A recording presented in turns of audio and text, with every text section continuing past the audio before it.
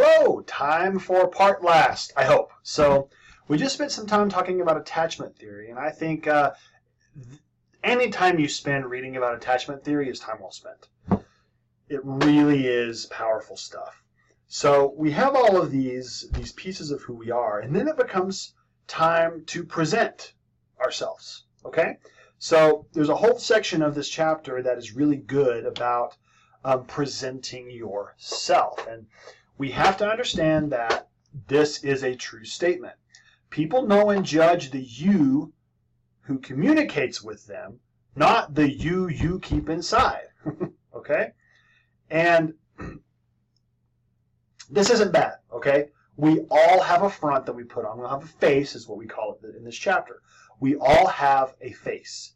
And we are going to present the face that sometimes we believe to be the best one, the one we want, the one we think needs to be there.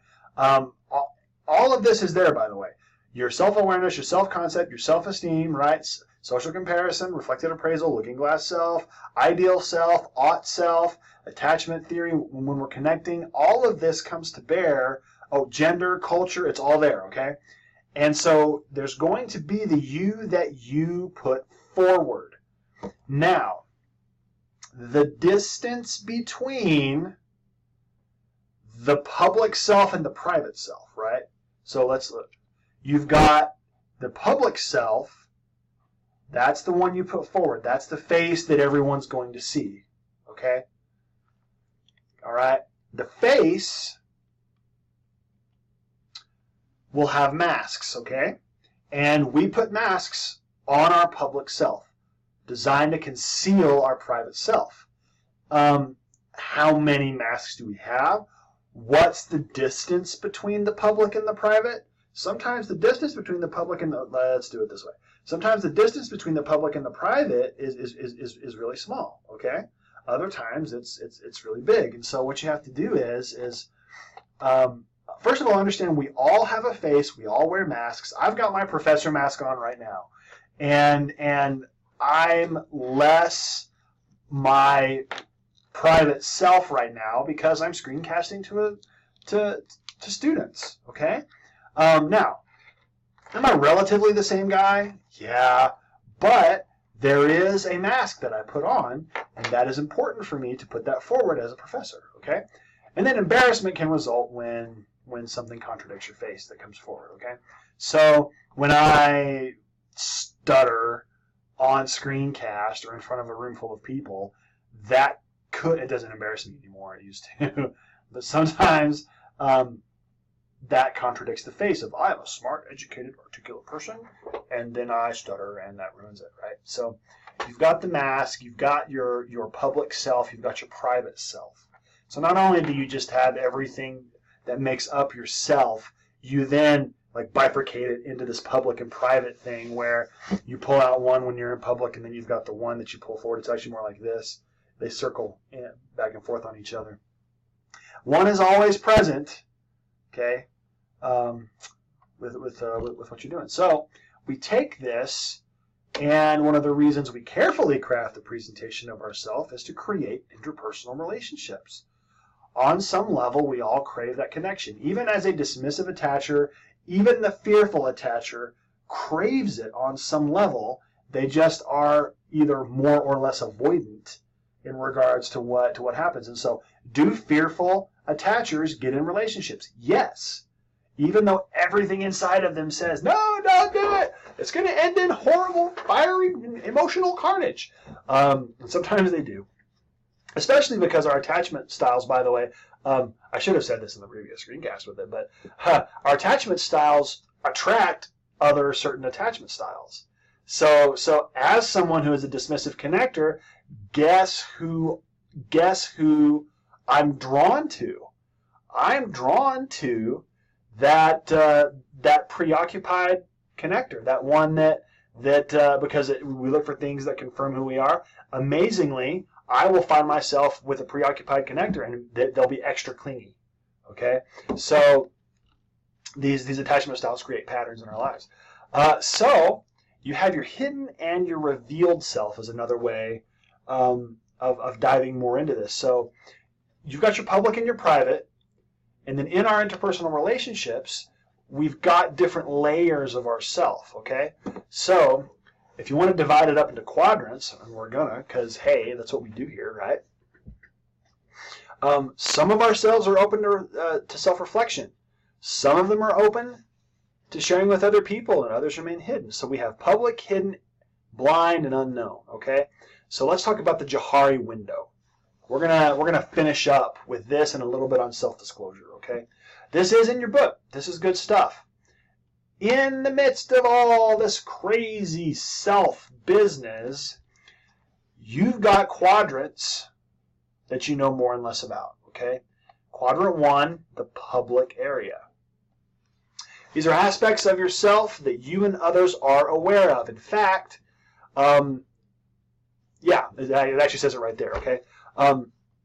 This includes everything you openly self-disclose, from music to food preferences to religious beliefs and moral values, and things that you don't have to disclose for people to know, okay? So I probably did not have to disclose to any of you that I have hair on my head, right? I didn't, no one, unless you could not see me, correct? Which is, I have had students who could not see me, and when I disclosed that, they were like, actually, you disclosing that lets me know, you know, that's true. But for most of you, I probably did not have to self-disclose that I have hair. You know, that's the public area. That's, I didn't even have to tell you that. But then I've also openly told you things about me. I told you my default attachment style is dismissive, and that I've worked more towards secure over the course of my long-term relationship. And so now that is public, and it's really public because it's a screencast, and I'm gonna have to stick it up on YouTube, right? So there that is. Quadrant 2 is the blind area. This one scares me, if I'm honest. The blind area, facets of yourself that are readily apparent to others through your interpersonal communication, but that you're not aware of. Includes strengths you may not see in yourself or character flaws that don't mesh with your self-concept. This is the blind area where I have no idea, but you do. The people in my life can see it, but I'm unaware, okay?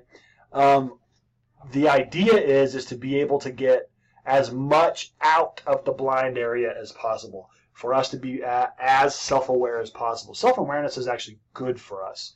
Whenever we can understand who we are, how we're seen, how we act, and how it comes across, it is very, very good to do. Now, we are less self-aware than we think, most of us. There have been some studies that have been done that show that how vague can that be? Wow, there are some studies that have been done. You can say that for anything, right?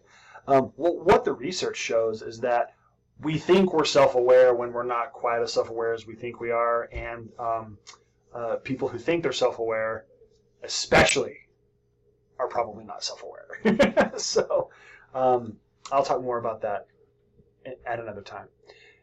Down here, quadrant 3, you've got the hidden area. These are the parts of yourself that you know but you withhold, okay?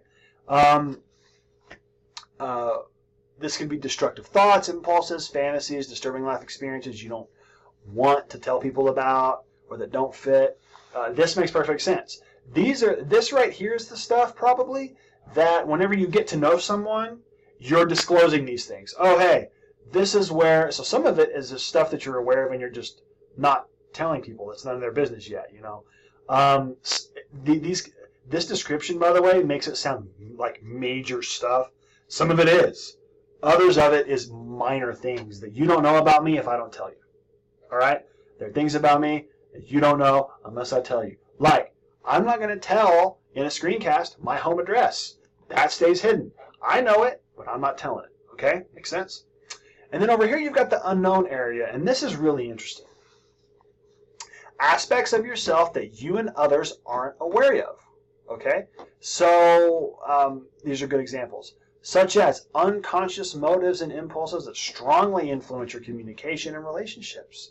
things I'm not aware of, things that the people around me aren't aware of. And one of the things that's interesting is over the course of my long-term relationship, some of the best growth moments that I've had have come from the two of us experiencing and figuring something out in here and go, oh, okay.